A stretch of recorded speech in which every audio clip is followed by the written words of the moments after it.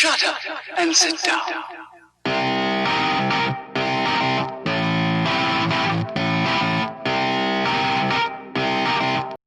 What's the story, Internet? Hope everyone is having a wonderful day so far.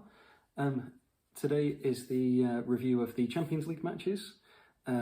This is going live at 8 AM Pacific Standard Time on Wednesday. There will be another video going up tomorrow at the same time, reviewing Wednesday's matches. And then there will be the regular preview for the Premier League fixtures going up on Thursday. So plenty of videos coming out over the next couple of days. So let's just jump right into it. So we have Lokomotiv Moscow 1, Bayern Munich 2. Lokomotiv Moscow levelled and held Bayern Munich for quite a while, but then Joshua Kimmich saves the day for Bayern Munich. Leon Goretzka probably needs to skip the gym for a while because he split his shirt because his biceps were too big. So I think he needs to stop lifting weights and just come down to, like me, I've got plenty of space in my football shirts. So yeah, Bayern Munich still come away with the win, but Lokomotiv made it very difficult for them in the end. Shakhtar Donetsk 0, Inter Milan 0. So Shakhtar continue the run of form. They didn't get the victory this time, but still they took Inter Milan, one of the more free-flowing teams and free-scoring teams in the competition this year, all the way to the edge. So fair credit to them. That means they've got 4 points at the moment in a group that I think that nobody expected them to even compete in. Marseille 0, Manchester City 3. Unfortunate news for Marseille, that means that they have the longest losing streak in the competition at 12 matches now.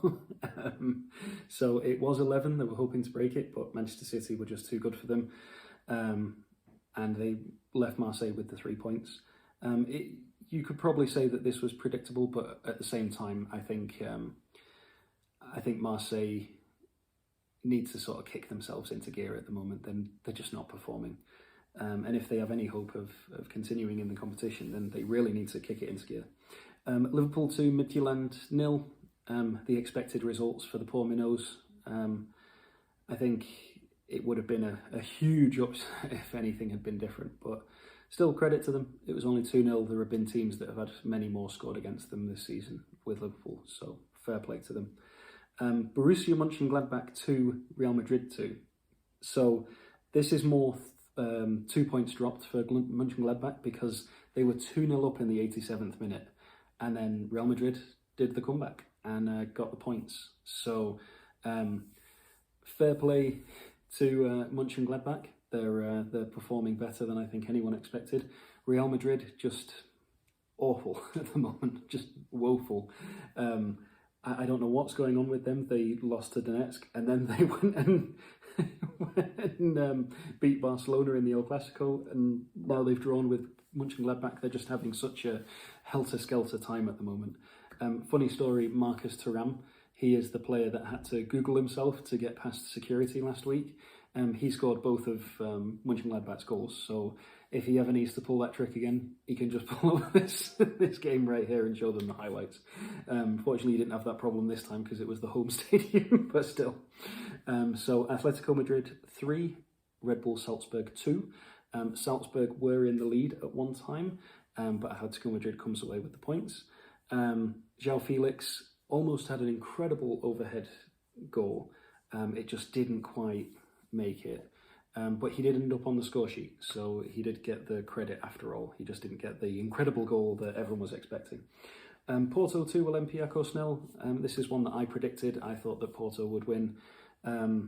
You could have seen it go either way, but I think that Porto were the odds-on favourites.